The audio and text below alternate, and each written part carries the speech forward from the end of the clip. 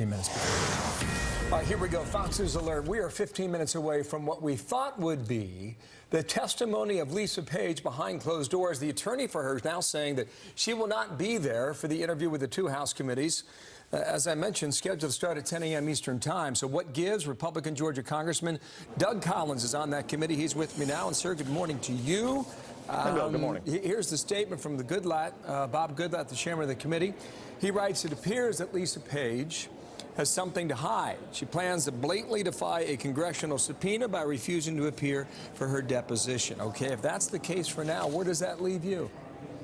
Well, I think it leads more to what Lisa Page is going to do. These subpoenas do not come with an RSVP. They're supposed to show up. And I think what Chairman Goodlatte is stating is, what are you hiding, Ms. Page? You've had many months to know this. You started this issue. You and your friend, Mr. Strzok, y'all in your engagement, you started this process. You have shown bias. These are the kind of things that you should have been prepared for.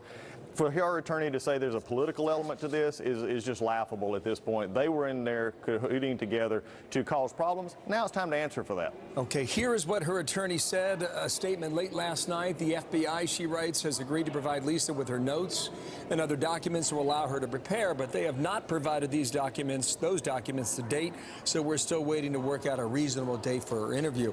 Goodlatte would say you've had months to get ready for this.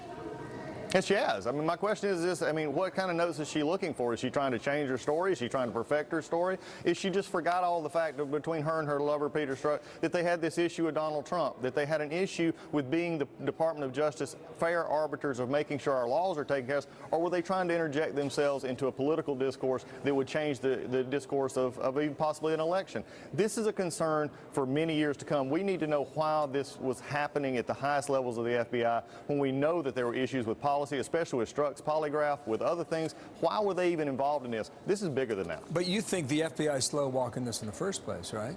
So if you go back to the attorney's statement, which said the FBI did not provide necessary material to prepare, is that a slow walk on behalf of the Bureau?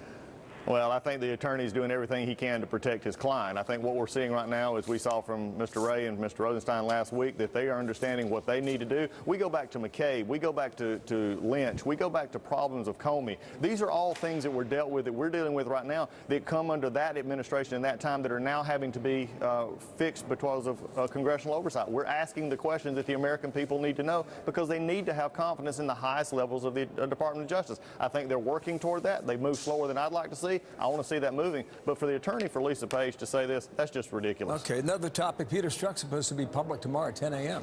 Do you think that's going to happen now?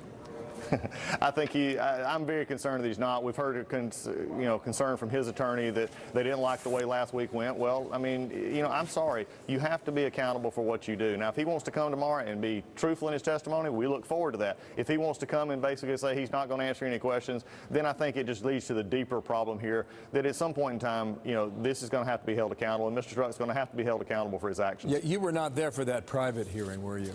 No, I have, but I've talked to several of my colleagues who have. We had some other meetings and going on at that point. I think the interesting thing is he was not very out front, from what I can tell, and from what has been said publicly, he's not been very forthcoming here. I think if I'd have put the things that he put into the record and been involved in the sensitive areas that he had, and as I have asked many times about his security clearance before, even back as early as December and now as late as last week, on why he was even still involved in the Clinton email case, why he was even involved in the Mueller investigation, because he had issues that we need to find out, should he have even been involved in those issues.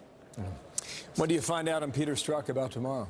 Do you know? Yeah, I think tomorrow we'll see his truthfulness. We'll see if he's ready to come forward. If he is as innocent as he says he is, then he can come forward and make that. I get what his attorneys are trying to do, and I get how they're trying to protect him, but the American people's interest in having to trust in their Department of Justice, in the FBI, is paramount here. We cannot go on having Department of Justice at the highest level. Let's make it very clear. Strzok was not a low-level operative. He was number 2 in counterintelligence. He was up at the highest levels. We've got to make sure that at those levels, you can't have people tweeting, we'll take care of an election, we have an insurance policy, we'll make sure this doesn't happen, especially when they're involved in this. If the hearing happens, we'll cover it live. We'll see if indeed it does.